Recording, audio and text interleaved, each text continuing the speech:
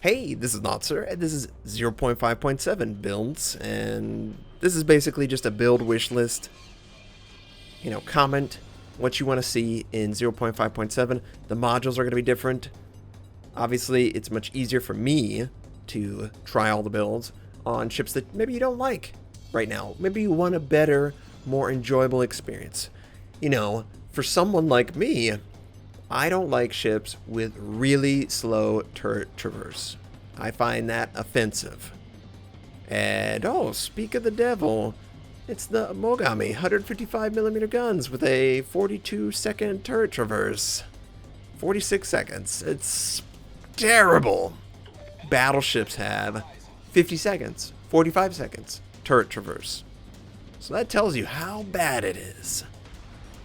And I want to make it a little bit better. I want to play this ship with the 155mm guns. I do not accept that Wargaming wants me to play the 203 variant because I don't like it. I don't need another 203mm gun Japanese cruiser. I already got that in spades, okay? I want the 155s to be viable. Now, I don't know if it's going to be the first video that I release with 0.5.7, but there are plenty of ships that are less than spectacular, and maybe a module build will make them more interesting. I will be targeting US destroyers, of course. I want to get a torpedo build, focus 100% on torpedoes with US destroyers, and see how that works. It's actually probably a better build right now. I've just been so cheap because I know that this is coming out, and I was so ready for 0.5.7 to come out to refund and all that stuff. I'm really hoping that I get some credits back. I'm one of those. It's like I bought like a ton of AA range, and I don't need a ton of AA range anymore. But yeah, so we're gonna go after U.S. battleships, of course. I want to see faster turret traverse on the Iowa and the Montana. They're gonna have better accuracy, so they already will be a better ship. But are they going to be an even better ship now that they don't have to give up such a huge rate of fire nerf compared to the Japanese battleships? And there are a ton of other ships that I have really liked to try. The acceleration module is interesting to me. For those who don't know, the acceleration module is basically getting doubled in its effectiveness. I mean, it's scary how good it's going to be. I already think it's probably a lot better than people give it credit for. I've run into players that are extremely hard to hit at range because they will deaccelerate it and then get right back up to full speed. You have to predict their playstyle. And if you have a really fast rudder shift, you don't need an even faster rudder shift. Acceleration might give you more success, and it is a different playstyle, especially if you use it actively to avoid incoming shells, and we will be exploring that in great detail. Other builds, secondary battery. Always hear about secondary battery. I know. And I was looking at the changes, and I think they did a soft buff to the accuracy of secondaries. That's why in the modules it looks like, oh, this is a huge nerf, right? It's only 5% accuracy. Well, they're giving 20% accuracy passively, I believe. At least that's what I've been reading. We'll have to confirm that, of course. And that's exactly what we will. We will use science, statistics, and my basic understanding of the game to try out these secondary builds, see how viable they are. What are they viable with? That's, of course, exciting. It's just really exciting. Whenever you get a chance to basically start from scratch, I really do like the idea that players could possibly, not saying this is where it's going, or we've confirmed that it will get there, but players can potentially have completely different builds with the exact same ship. I would really like to do something like that. And obviously you could say, oh, well, the secondary build was completely different. Yeah, but it wasn't really. You were still doing the same things. You just happen to be using it in certain situations, which is very rare at high tiers, admittedly. You don't want to be that close to players. You know, usually a destroyer is not going to let a great big battleship get within secondary battery range. But now that it's much easier, you know, maybe you can have rate of fire and faster turret traverse. So you are giving up maybe a little bit of accuracy, maybe a little bit of range, maybe AA range, but you're getting a ship that's probably going to be a lot better than it is currently, because the turret traverse and the rate of fire basically cancel each other out right now. But they're not going to do that because they're nerfing the negative aspects of both of those. They're both getting a buff, a slight buff, but it's a buff either way. So we could see builds where they're stacking them, and I'm sure they have considered this, but we're going to do the test, right? It's worth testing. So that's all going to be really exciting, and hopefully you'll join me on this journey of discovery. Maybe we'll discover the strongest ship in the game with a select build. I really like it. I like the idea. And we take out that Colorado. He couldn't really do anything. And it was just convenient that I didn't really have to change the orientation of my guns that much.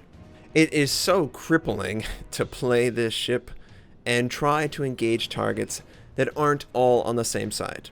If they're all on the same side, it's okay. I would say it's playable. But the minute someone tries to fire on your ship, you're in trouble, because the first things that I try and do is maneuver. And you don't want to do that because the turret traverse is so bad. So right off the bat, the Mogami. So right now this build is the standard build. Main battery protection, main battery accuracy. You have the damage control, lower chance of flood and fire. You have faster rudder shift and concealment. That's the normal build that I have. Well, I'm going to maybe do a acceleration build with a faster turret traverse. I think that might be fun, because you're basically going to be using the momentum of the ship to maneuver and avoid shells incoming, which should allow the turret to traverse a little bit easier. I think that could work out pretty well, and I'm definitely going to test it.